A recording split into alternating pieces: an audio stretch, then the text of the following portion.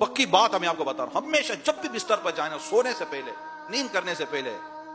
مطلب یہ فائنلی ہو کہ میں شاید نہیں اٹھ سکوں گا، بات سمجھ رہے، میں شاید نہیں اٹھ سکوں گا، سو رہا ہوں، پاسبل ہے میں نہیں اٹھ سکوں گا، میں اپنے رب سے معافی مانگ کر سوں، اور کچھ اس طرح اگر ہو سکے تو یا اللہ اگر مجھ سے کوئی کفر ہو گیا ہو تو اسے توبہ کرتا ہوں،